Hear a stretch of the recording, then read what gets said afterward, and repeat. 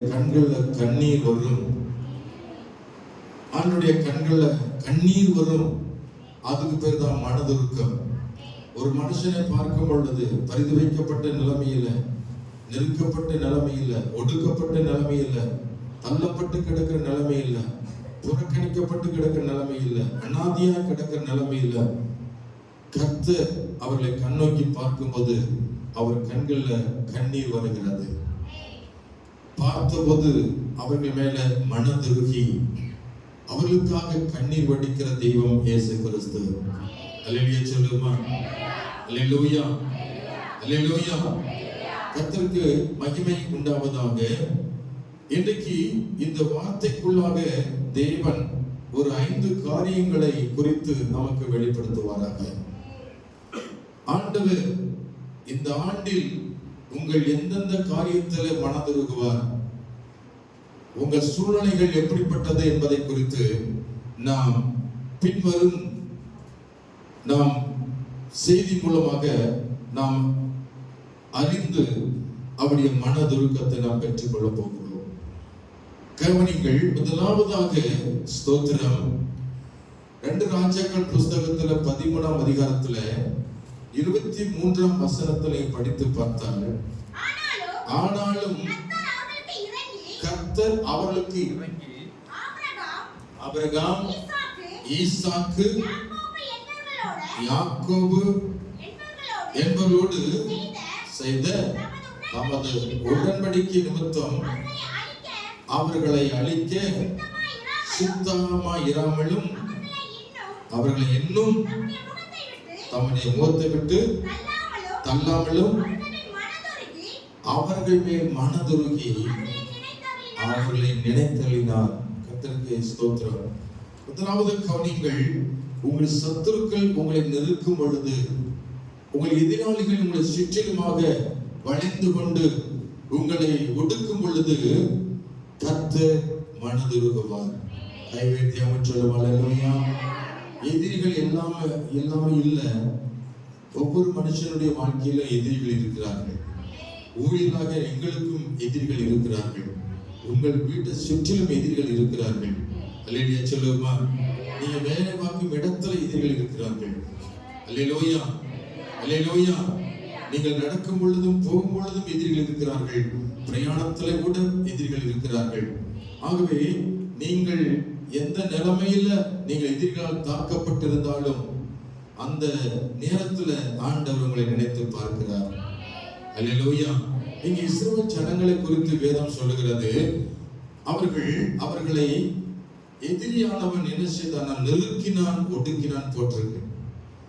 பக்கத்தில் இருக்கிறதான தேசம் அசிரியா தேசத்தினுடைய ராஜா ஆசைகள் என்பவன் இந்த இஸ்ரவேல் ராஜாவாகிய யோவாகாசை நெருக்கினான் என்று போட்டிருக்கு. அவன் ஆட்சி ஆண்ட போது இஸ்ரவேல் தேசத்திற்கு ராஜாவாக இருந்த யோவாகாசினுடைய ஆட்சியிலே பக்கத்தில் இருந்த அசிரியா ராஜா ஆசைகள் என்பவன் இந்த இஸ்ரவேல் தேசத்தை நெருக்கினான், ஒடுக்கினான், ஜனங்களை அடிமைப்படுத்தினான் என்று வேதம் சொல்லுகிறது. அழித்துக் கொண்டிருந்தான் என்று வேதம் சொல்லுகிறது. இப்படி இந்த தேசம் நொறுக்கப்படவும் நெருக்கப்பட்டு இருக்கவும் சத்ருவால் அவர்கள் ஒடுக்கி கொண்டிருக்கிறதான அந்த நிலைமையில தான் கர்த்தர் அந்த இஸ்ரவேல் தேசத்தை கண்ணோக்கி பார்க்கிறார். சில வேளையில நம்ம ஏன் எதிரி கையில ஒப்பு கொடுக்கிறார் என்றால், நாம் தேவனுக்கு விரோதமாய் கர்த்தருக்கு விரோதமாய் நான் செய்யும் பொழுது அவர் நம்ம எதிரி கையில ஒப்பு கொடுக்கிறார். அம்மை சொல்லுமா?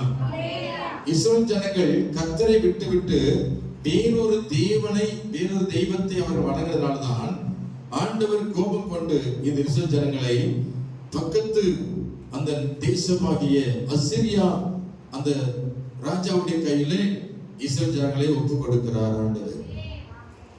எதிரி என்ன செய்ய தான் இஷ்டப்படி இஸ்ரவேல் ஜனங்களை ஒடுக்கி அழித்து எல்லாவற்றையும் நிர்மூலமாக்க பார்க்கிறான். ஆனால் கர்த்தர் அந்த இஸ்ரவேல் தேசத்தை கண்ணோக்கி பார்க்கும் பொழுது ஆபிரகாமோடும் ஈசாக்கோடும் யாக்கோபோடும் பண்ணின உடன்படிக்கையை ஆண்டவர் நினைத்து பார்த்து மீதி உள்ள ஜனங்களை ஆண்டவர் காப்பாற்ற அவர் மேல் மனதுருகினார். கை வைத்து அமர் சொல்லும். அல்லேலூயா, அல்லேலூயா, அல்லேலூயா. உங்க வாழ்க்கையில எல்லாவற்றையும் சத்துருவாகிய எதிரி எல்லாவற்றையும் உங்களை ஸ்தோத்திரம் நெருக்கி ஒடுக்கி உங்கள் ஆஸ்திகளை சூறையாடிவித்து உங்களை தன்னந்தனியை ஸ்தோத்திரம் உங்களை விட்டு உங்களை கண்ணீர் வடிக்க வைத்து உங்கள் மேல் அவர்கள் ஸ்தோத்திரம் பொறாமை கொண்டு தன்னை உங்களை அடியப்படுத்தி வைத்திருந்தால் கர்த்தர் உங்களுக்காக அவர் மனதுருகுவார். உங்க வீட்டை சுற்றிலும் இருக்கிற எதிரிகள் பொறாமை பிடித்தவர்கள் அவர்கள் மத்தியில் வாழ்ந்து கொண்டிருப்பாயானால் அவர்கள் மத்தியில் உங்களை ஆண்டவர் நினைத்து பார்க்கிறார். அல்லேலூயா, அல்லேலூயா. ஆண்டவர் எதிரி மத்தியிலே ஒடுக்கப்பட்டிருக்கிற உங்களை கர்த்தர் நினைத்து பார்த்து உங்கள் மேல் மனதுருகி வாசித்து பாருங்க. 2 ராஜாக்கள் 13ஆம் அதிகாரத்துல ஸ்தோத்திரம் 13ஆம் அதிகாரத்துல 7ஆம் வசனத்தை படிச்சு பாருங்க, பார்க்கலாம்.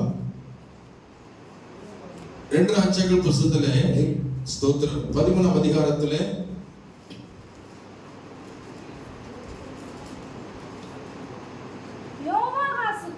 யோவாசுக்கு சீரியாவின் ராஜா 50 குதிரை வீரரையும் 10 ரதங்களையும் 10000 காலாட்களையுமே அல்லாமல் ஜனங்களில் வேறான மீதியாக வைக்கவில்லை. அவன் அவர்களை அழித்து போரடிக்கும் இடத்தில் ஜனங்களை மீதியாக வைக்கவில்லை. எதிரி இஸ்ரவேல் ஜனங்களை எல்லாரையும் அழித்து கொண்டிருக்கிறானா, ஸ்தோத்திரம் அழித்து கொண்டிருக்கிறான். ஒருத்தரை மீதியா வைக்கவில்லை எதிரி. அந்த வசனத்தை தொடர்ந்து வாசியுங்கள். அவன் அழித்து போரடிக்கும் இடத்தை தூளை போல் ஆக்கி போட்டான். யோவாசின் மற்ற வர்த்தமானங்களும் அவன் செய்த யாவும் அவனுடைய வல்லமையும் இஸ்ரவேல் ராஜாக்களின் நாளாகம புத்தகத்தில் அல்லவோ எழுதியிருக்கிறது. யோவாஸ் தன் பிதாக்களோட நித்திரையடைந்த பின் 13ஆம் வசனம் வாசிங்க. யோவாஸ் தன் பிதாக்களோட நித்திரையடைந்த பின் யெரொபெயாம் அவன் சிங்காசனத்தில் வீற்றிருந்தான். யோவாஸ் சமாரியாவில் இஸ்ரவேல் ராஜாக்கள் அண்டையிலே அடக்கப்பட்டார். 2 ராஜாக்கள் 13ஆம் அதிகாரத்திலே பிரைஸ் தி லார்ட். நீங்கள் 7ஆம் வசனத்தை படிச்சு பாருங்க. படிச்சாச்சு. அடுத்த வசனம் 8ஆம் வசனம் 4ஆம் வசனம் வாசிங்க. யோவாஸ் கர்த்தருடைய சமூகத்தை நோக்கி பிரார்த்தித்தான். சீரியாவின் ராஜா இஸ்ரவேலை ஒடுக்குகிறதினால் அவர்கள் ஒடுங்கி போகிறதை பார்த்து கர்த்தர் அவனுக்கு செவி கொடுத்தார். ஸ்தோத்திரம். இந்த வசனத்தை கவனிச்சு பார்த்தீங்களா? யோவாஸ் கர்த்தருடைய சமூகத்தை நோக்கி என்ன செய்தானா? பிரார்த்தித்தான், ஜெபித்தான்.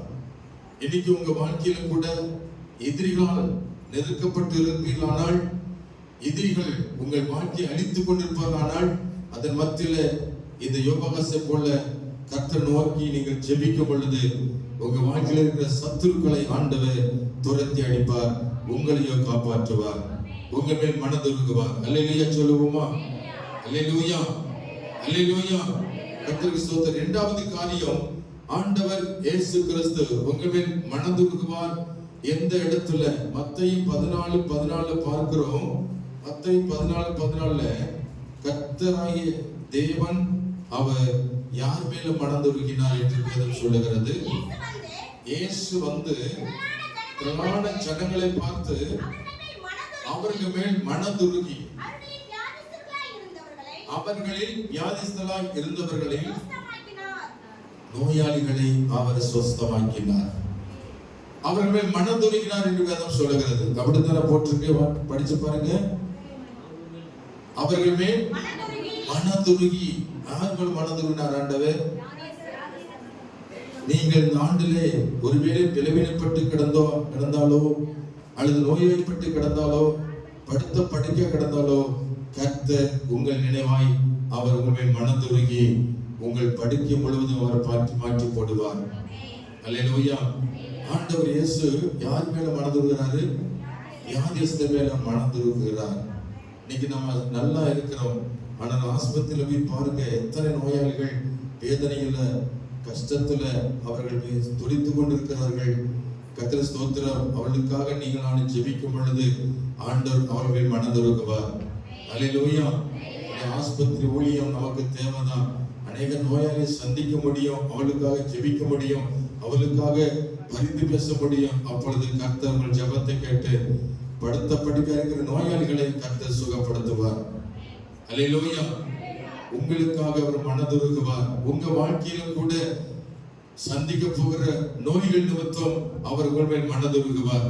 பைபிள்ல இன்னொரு இடத்துல சொல்லப்பட்டிருக்கிறது, கர்த்தருக்கு ஸ்தோத்திரம், 38 வருஷமாய் வியாதி கொண்டிருந்த மனுஷனை குறித்து சொல்லப்பட்டிருக்கிறது. மத்தேயு எழுதின சுவிசேஷம் 20ஆம் அதிகாரத்திலே 34 வசனம் சொல்லுகிறது, 2 குருடர்கள் இயேசு மனதுருகி அவன் கண்களை தொட்டார்.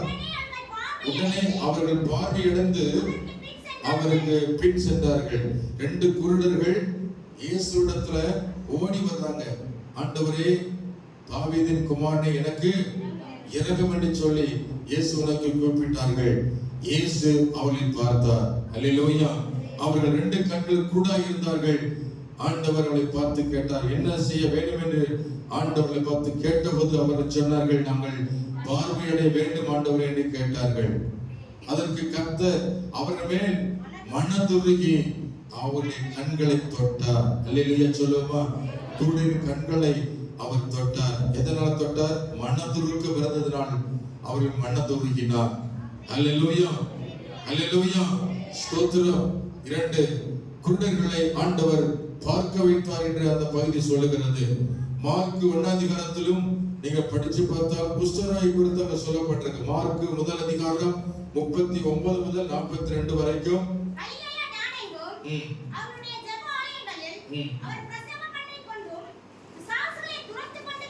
பிரசங்கம் பண்ணிக்கொண்டு பிசாசுகளை துரைத்துக் கொண்டு இருந்தார். அப்பொழுது குஷ்டரோகியில் ஒருவன் அவரிடத்தில் வந்து அவருக்கு முன்பாக முழங்கால் படியிட்டு, உமக்கு சித்தமானால் என்னை சுத்தமாக்க உம்மால் ஆகும் என்று வேண்டிக் கொண்டார். இயேசு மனதுருகி கையை நீட்டி அவனை தொட்டு, எனக்கு சித்தம் உண்டு, சுத்தமாக என்றார். அப்படியே அவர்கள் சொன்னவுடனே குஷ்டரோகம் அவனை விட்டு நீங்கிற்று. அவன் சுத்தமானார். ஆண்டவர் வியாதிஸ்தவை மனதுருகினார். எப்பேற்பட்ட நோயும் அவனுக்கு குணமாகிறது. உங்க சரீரத்துல இதுவரைக்கும் நீங்கள் அனுபவித்து வந்த நோய்கள் உங்க சரீரத்தில் இருக்கும் என்றால் இந்த ஆண்டில் உங்க மேல் மனதுருகி உங்க நோயிலிருந்து கர்த்தர் பரிபூர்ண சுகத்தை கொடுப்பார். கை வைத்து அமைச்சொல்லும். அல்லேலூயா, அல்லேலூயா, அல்லேலூயா. கர்த்தருக்கு ஸ்தோத்திரம் உண்டாவதாக. அருமையான கர்த்தருடைய பிள்ளைகளை, இன்னொரு இடத்துல கூட யோவான் 5ஆம் அதிகாரம் 5 முதல் 9 வரைக்கும் நீங்க படித்து பாருங்கள். 38 வருஷமாய் வியாதி கொண்டிருந்த ஒரு மனுஷன் அங்கே இருந்தான். படுத்திருந்த அவனை இயேசு கண்டு அவன் வெகு காலமாய் வியாதிஸ்தன் என்று அறிந்து அவனை நோக்கி, சுஸ்தமாக வேண்டும் என்று விரும்புகிறாயா என்று கேட்டார். அதற்கு வியாதிஸ்தன், ஆண்டவரே, தண்ணீர் கலக்கப்படும் போது என்னை குளத்தில் கொண்டு போய் விட ஒருவனும் இல்லை. நான் போவதற்குள்ளே வேறொருவன் அதில் மூழ்கி விடுகிறான்.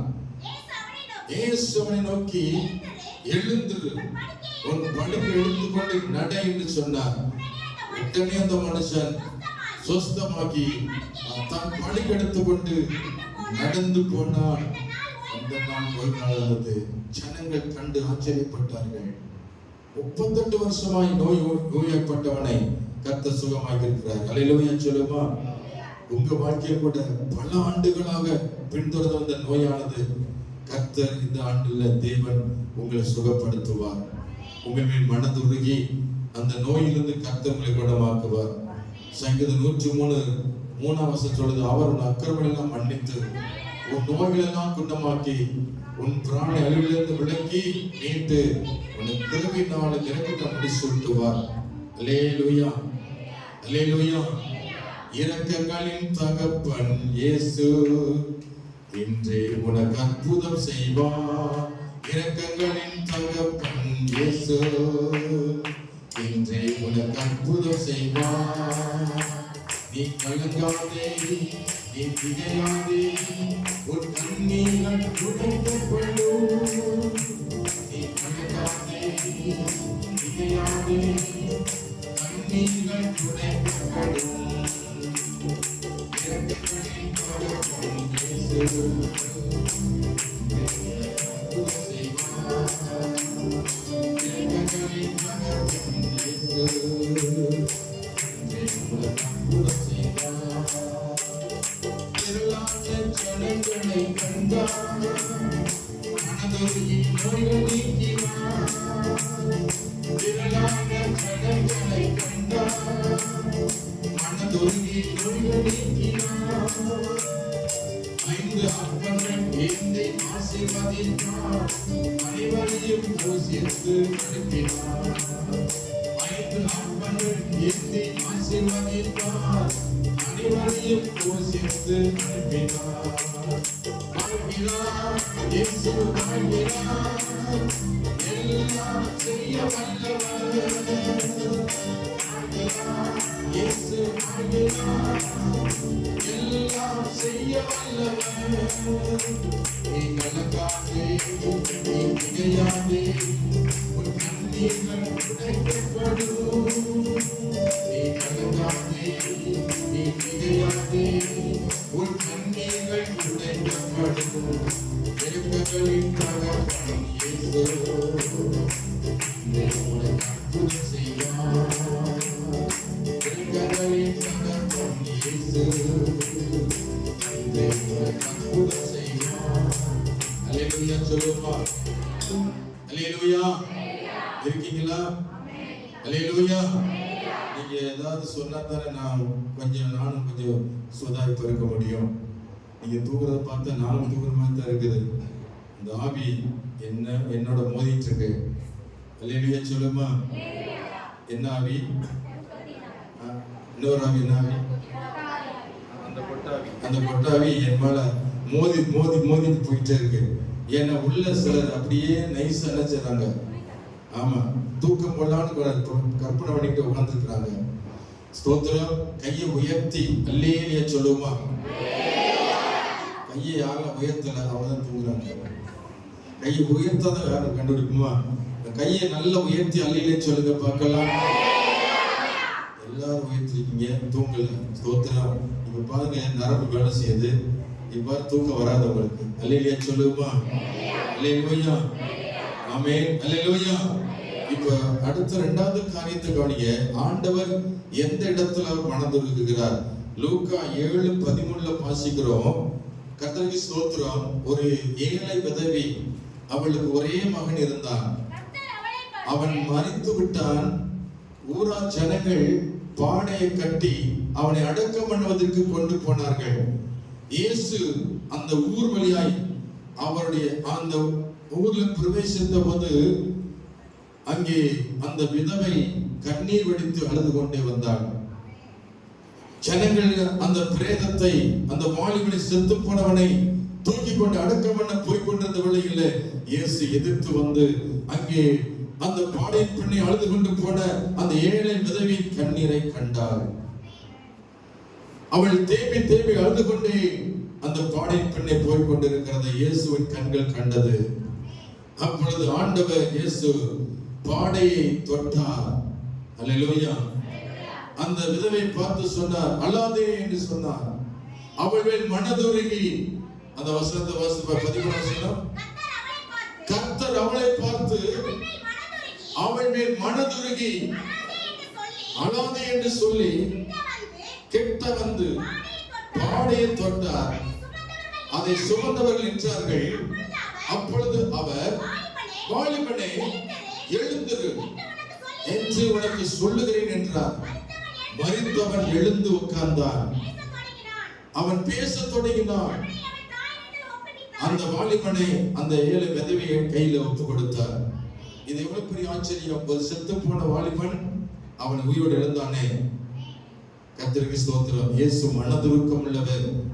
மரித்து கிடக்கிற மனுஷனை உயிரோடு எழுப்பின அந்த மனதுருக்கம், அந்த ஏழை விதவையுடைய கண்ணீரை துடைத்த இயேசுவின் மனதுருக்கம். அல்லேலூயா, அல்லேலூயா. நீ கண்ணீர் வடித்துக் கொண்டிருப்பாயானால், நீ துக்கத்தோடு அழுது கொண்டே இருப்பாயானால், ஆண்டவர் உண்மையில் மனதுருகுவார். கை உயர்த்தி அமர் சொல்லும். அல்லேலூயா. இந்த ஆண்டில் நீ கண்ணீர் வடிக்கும் பொழுது, இந்த ஆண்டில் நீ அழுது கொண்டிருக்கும் பொழுது, ஆண்டவர் உன்னை கண்ணோக்கி பார்ப்பார். உன் மீது அவர் மனதுருகுவார். உன் கண்ணீர் யாவையும் துடைப்பார். உன் தேவைகளை சந்திப்பார். அல்லேலூயா, அல்லேலூயா. யோவான் 11ஆம் அதிகாரத்துல இன்னொருவன் செத்து போனான். அவன் பெயர் லாசரு. லாசரு என்னும் பெயர் கொண்டவன் மரித்து விட்டான். அல்லேலூயா. அவனை அடக்கம் பண்ணி விட்டார்கள். அங்கே மார்த்தாள் மரியாள் அழுது கொண்டிருந்தார்கள். இயேசுவை அழைத்த போது அவர் வீட்டுக்கு போனார். அல்லேலூயா. மார்த்தாள் இயேசுவை கண்டபோது அழுதாள். மரியாள் அழுது கொண்டிருந்தாள். இயேசு அவர்களை கண்டபோது ஆண்டவர் மனதுருகினார். அவர்கள் அழுததை அவர் கண்டு இயேசுவின் கண்கள் கலங்கினது. அவர் கண்ணீர் விட்டார். ஆமென் சொல்லும். அல்லேலூயா, அல்லேலூயா. நீ அழுதால் அவரும் அழுகிறார். ஆமென். நீ கண்ணீர் வடித்தால் அவரும் கண்ணீர் வடிக்கிறார். அல்லேலூயா. அதுதான் மனதுருக்கம் உள்ள ஆண்டவர். கர்த்தர் உண்மையில் மனதுருகுவார். உன் வாழ்க்கையில உன் கண்ணீரையாவை தொடைக்க அவர் உண்மையில் மனதுருகுவார். அல்லேலூயா, அல்லேலூயா. உங்கள் துக்கம் சந்தோஷமாய் மாறும். இந்த ஆண்டில் உங்கள் துக்கத்தை ஆண்டு சந்தோஷம் மாற்றுவார். அல்லேலூயா. நீ எதற்காக கண்ணீர் வடித்துக் கொண்டிருந்தாயோ, எதற்காக நீ துக்கத்தோடு இருந்தாயோ, உன் கண்ணீரை ஆண்டவர் துடைக்கிறவர் இந்த ஆண்டில் மனதுருகுவார். உன் துக்கத்தை சந்தோஷம் மாற்றி உன் வாழ்க்கையை ஆசீர்வதிப்பார். அல்லேலூயா சொல்லுவோமா? அல்லேலூயா, அல்லேலூயா. மூன்றாவது காரியத்தை நான் சொல்லி கடந்து போறேன். ஆண்டவர் ஸ்தோத்திரம். லூக்கா எழுதின சுவிசேஷம் 10ஆம் அதிகாரம் 34 பாருங்கள். ஸ்தோத்திரம். லூக்கா 10ஆம் அதிகாரம் கிட்ட வந்து அவனுடைய காயங்களில் எண்ணெயும் திராட்சரசம் வார்த்து காயங்களை கட்டி அவனை சுய வாகனத்திலே ஏற்றி, சரி, அதுக்கு முன்னாடி வசனத்தை வாசிக்க பார்க்கலாம். 33.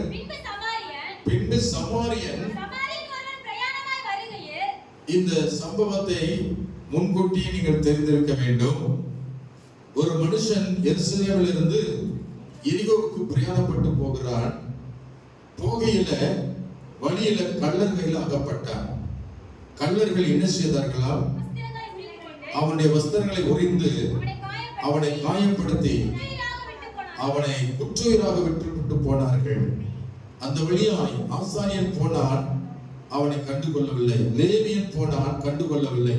கடைசியாக மூன்றாவதாக சமாரியன் ஒருவன் அந்த வழியா போன போது அந்த கீழே விழுந்து கிடந்த அந்த மனுஷனை கண்டு மனதுருகி அவன் கிட்ட வந்து காயங்களில் எண்ணெய் வார்த்து திராட்சரசத்தை வார்த்து காயங்களை கட்டி அவனை சுய வாகனத்தில் ஏற்றி சத்திரத்தன் கையில் கொடுத்து, இவனை பராமரித்துக்கொள், இவனுக்கு மேற்கொண்டு செலவு இருந்தால் நான் வந்து கவனித்துக் கொள் என்று ஒப்பு கொடுத்த காரியம். எதை குறிக்கிறது? இயேசு நல்ல சமாதான இயேசு கிறிஸ்து. நீ கீழே விழுந்து கிடந்த பொழுது இயேசு உன்னின் மனதுருகுவார். அல்லேலூயா சொல்லுமா? நீ கீழே விழுந்து கிடந்த போது எல்லா மனுஷனும் கண்டுக்கிறாம போவாங்க. உங்க சொந்த பந்தமே அவங்க கண்டுக்கிறா போயிட்டே இருக்கும். ஆமென். அல்லேலூயா, அல்லேலூயா. ஆனா ஆண்டவர் இயேசு உன்னை கடந்து போக மாட்டார். உன்கிட்ட வருவார். நீ விழுந்து கிடக்கிற உன்னை கண்ணோக்கி பார்ப்பார். அல்லேலூயா, அல்லேலூயா. நீ பள்ளத்தில் விழுந்து கிடக்கிறது கர்த்தர் கண்ணோக்கி பார்ப்பார். நீ கால் இடங்களில் விழுந்து கிடக்கிறது கர்த்தர் கண்ணோக்கி பார்ப்பார். உன் மீது மனதுருகுவார். ஆண்டவர் உன்னை கை தூக்கி எடுப்பார். அல்லேலூயா. தூக்கி நிறுத்துவார். உன் காயங்களை கட்டி ஆண்டவர் உன்னை பராமரிப்பார். அவர் உன்னை காப்பாற்றுவார். கை உயர்த்தி ஆமென் சொல்லுவோம். அல்லேலூயா. விழுந்து கிடந்தவன் மேல் இயேசு மனதுருகுவார். கர்த்தருக்கு மகிமை உண்டாகட்டும். நான்காவது காரியத்தை சொல்லி நான் முடிக்க இருக்கிறேன். ஐந்தாவது காரியம். ஸ்தோத்திரம். அல்லேலூயா, அல்லேலூயா. லூக்கா 15ஆம் அதிகாரம் 20ஆம் வசனம் சொல்லுகிறது. லூக்கா 15:20. எழுந்து புறப்பட்டு தன் தகப்பனிடத்தில் வந்தான். அவன் தூரத்திலே வரும்போது அவன் தகப்பன் அவனை கண்டு மனதுருகி ஓடி அவன் கழுத்தை கட்டிக்கொண்டு அவனை யுத்தம் செய்தான். இங்க கவனித்து பாருங்க, யார் மேல மனதுருகிறார் ஆண்டவர்? மனம் திரும்பி இயேசு விட்டு வருகிறவங்க மேல அவர் மனம் திரும்புகிறார். மனம் திரும்பி செய்த பாவங்களை விட்டு விலகி, ஆண்டவரே துக்கப்படுத்தி விட்டேன், இதுவரைக்கும் நான் செய்த பாவங்களை எனக்கு மன்னித்து இனி நான் அதை செய்யாதபடி நான் உம்மிடத்தில் மனம் திரும்புகிறேன் என்று கண்ணீர் வடித்து இயேசு விட்ட ஒப்பு கொடுக்கிற மேல் இயேசு மனம் திரும்புவார். விசுவாசிக்கிறேன். அல்லேலூயா, அல்லேலூயா, அல்லேலூயா. கடந்த வருஷத்திலே செய்து கொண்டிருந்த பாவங்களை எல்லாம் விட்டு விலகி மனம் திரும்பி இயேசுவிடத்தில் அவருடைய பாதத்துல நீ ஒப்பு கொடுப்பாயானால் ஆண்டவர் உன் மீது மனதுருகுவார். அல்லேலூயா, அல்லேலூயா. கர்த்தருடைய மனதுருக்கு உண்மையில் இருக்கும். ஆண்டவர் இயேசு உன்னை ஒருபோது கைவிட மாட்டார். ஏசாயா 55 7 வசனம் சொல்லுகிறது. ஸ்தோத்திரம். ஏசாயா 55 7 வசனம் சொல்லுகிறது. Praise the Lord. துன்மார்க்கன் தன் வழியையும் அக்கிரமக்காரன் தன் நினைவையும் விட்டு கர்த்தரிடத்தில் திரும்ப கடவன். அவர் அவன் மேல் மனதுருகுவார். நம்முடைய தேவனிடத்திற்கு திரும்ப கடவன்.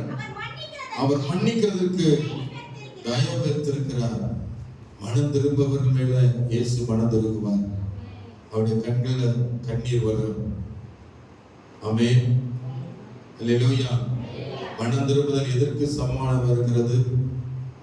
அந்த தகப்பன் சொன்னான், காணாமல் போன அந்த பிள்ளையோட தகப்பன் தன் தகப்பனிடத்தில் வந்த போது அவன் சொன்னான், என் குமாரன் மரித்து போயிருந்தான், இப்போ மறுபடியும் உயிரோடு வந்திருக்கிறான். ஆமென், அல்லேலூயா, அல்லேலூயா. அப்ப பாவம் செய்கிறவர்கள் ஏன் செய்யறாங்களா? இறப்பதற்கு சமானம். பாவத்துல சிக்கியிருக்கிறவங்க இறப்பதற்கு சமானம். அவர் உயிரோடு செத்து போயிருக்கிறார்கள் என்று வேதம் சொல்லுகிறது. நீ பாவத்தை விட்டு மனம் திரும்பும் பொழுது மீண்டும் உயிரோடு ஆண்டவரிடத்தில் வருகிறாய். அல்லேலூயா. ஆண்டவர் இயேசு உண்மையில மனதுருகுவார். கர்த்தரிடத்துல நீ திரும்பும் பொழுது அவர் உன்னை கைவிட மாட்டார். கடைசியா சொல்லி நான் முடிக்கிற நேரம் ஆயிற்று. ஏசாயா 54 7 வசனம் சொல்லுகிறது, இவன் பொழுது உன்னை கைவிட்டேன், உருக்கமான இரக்கங்களால் நான் உன்னை சேர்த்துக் கொண்டேன். எல்லா கண்ணு மூடி ஜெபம் பண்ணுவோமா? ஆண்டவர் இந்த வருஷத்தில் சொன்ன வாக்கு தத்தத்தை உன் வாழ்க்கையில அனுதினமும் நிறைவேற்றுவார். நீ எந்த நிலைமையில இருந்தாலும் உண்மையில அவர் மனதிருக்குவார். எல்லாம் ஜெபம் பண்ணுமா? அல்லேலூயா, ஸ்தோத்திரம் ஆண்டவரே, அல்லேலூயா, ஸ்தோத்திரம் ஆண்டவரே, ஸ்தோத்திரிக்கிறோம் ஆண்டவரே. ஆமென், அல்லேலூயா. எல்லாம் கண்ணு மூடி ஜெபம் பண்ணுவோமா? ஒப்பு கொடுக்குமா? இந்த வாக்கு தத்தம் எனக்கே சொந்தம், நான் அதை சுதந்திரித்துக் கொள்கிறேன். இந்த ஆண்டு முழுவதும் ஆண்டவரே என் மீது நீ மனதிருக்குவீர். உடைய மனதிருக்க என் மேல் இருக்கட்டும். சுலபமா அல்லேலூயா. எல்லாரும் மூலங்கள் படியிட்டு எல்லாரும் தூங்குறவங்கலாம் தூங்காதவங்களும் தூங்குறவங்க சேர்ந்து சொல்றேன். கொஞ்சம் திருவிந்தெடுக்க போறோம். கொஞ்சம் உற்சாகமா ஆண்டவரிடத்துல ஒப்பு கொடுப்போம். முடிக்க போறோம். முடிஞ்சிருச்சு, அவ்வளவுதான். இன்னமும் நான் உட்கார நேரம் இல்லை. கொஞ்சம் ஒப்பு கொடுப்பது ஒரு மாற்றம், ஒரு சின்ன மாற்றம் வேணும்.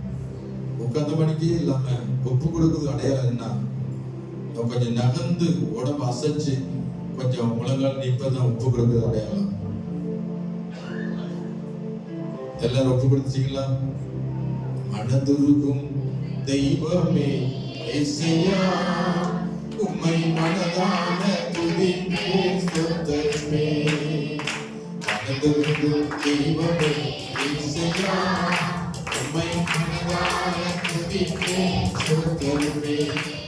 நீ நல்லவர், சர்வ வல்லவர், நீ நல்லவர், சர்வ வல்லவர். உம் இரக்கத்திற்கு முடிவே இல்லை, உம் அன்பிற்கு அளவே இல்லை. உம் இரக்கத்திற்கு முடிவே இல்லை, உம் அன்பிற்கு அளவே இல்லை. அவை நாளைக்கோ புதிதாயிருக்கும், அவை நாளைக்கோ புதிதாயிருக்கும்.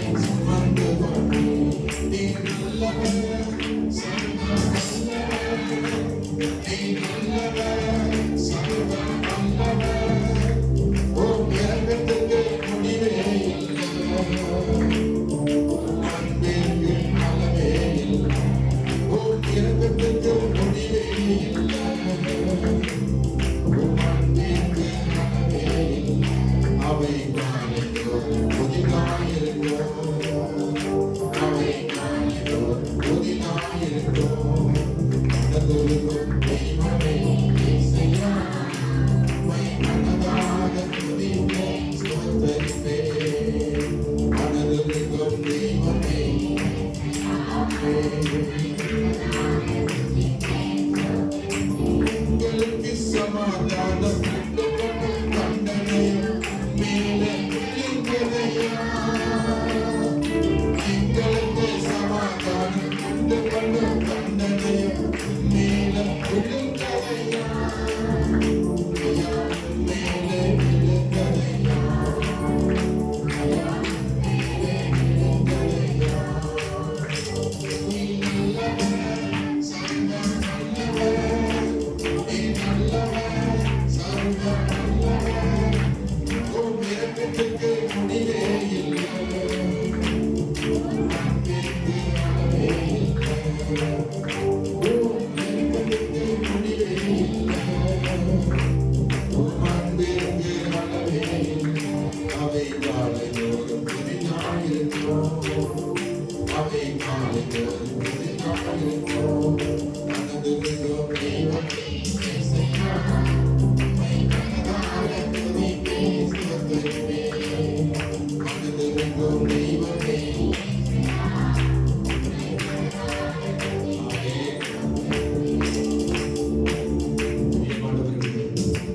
அவர்கள் மீது மனதுருகும்படி எழுந்திருப்பார்.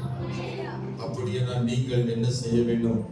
அவர் நோக்கி ஜெபிக்கிறதா இருக்கணும், மனம் திரும்புகிறதா இருக்கணும். அப்பொழுது உண்மையில் மனதுருகுவார். ஆண்டவர் உங்களை ஆசீர்வதிப்பார், உங்களை கைவிடவே மாட்டார், உங்களை உயர்த்தி வைப்பார், உங்களை ஆசீர்வதித்திருப்பார். தேவன் உன்னோடு கூட இருப்பார். அன்பின் பரலோகத்து நல்ல பிதாவே, இந்த அருமையான ஆண்டவரே, இந்த புத்தாண்டு ஆராதனைக்காக ஸ்தோத்திரம். இந்த நாளில் இது மட்டும் எங்களுக்கு உதவி செய்து உம்மிடத்தில் நாங்கள் ஆண்டவரே நாங்கள் துதித்து மகிமைப்படுத்த பாடி ஆராதிக்க கர்த்தர் எங்களுக்கு உதவி செய்து வாக்குத்தத்தத்தை கேட்பதற்கு உதவி செய்து அதை பெற்றுக்கொள்ள எங்களை தகுதிப்படுத்தும்.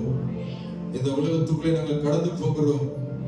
கர்த்தர் உடைய வாக்குத்தத்தத்தை நிறைவேற்ற உதவி செய்ய எப்பொழுதும் உடைய மனதுருக்கு எங்கள் மேல் இருக்கணும். நாங்கள் உடைய பிள்ளையாய் தொடர்ந்து வாழ, நாங்கள் மனம் திரும்பி மோடு வாழ, நாங்கள் எப்பொழுதும் ஜெபிக்கிறவர்களாய் மோடு வாழ கர்த்தருக்கு உதவி செய்வீராக. இயேசு கிறிஸ்துவின் நாமத்தில் வந்திருக்கிற ஒவ்வொருவரையும் ஆசீர்வதிப்பீராக. இயேசு கிறிஸ்துவின் நாமத்தில் ஜெபிக்கிறோம் நல்ல பிதாவே, ஆமென். அல்லேலூயா. இப்பொழுதும் திருவிருந்து ஆராதனை இருக்கிறது. பைபிள் ஓரத்தில் வச்சிருங்க, சிறு பிள்ளைகள் ஓரத்தில் வைங்க.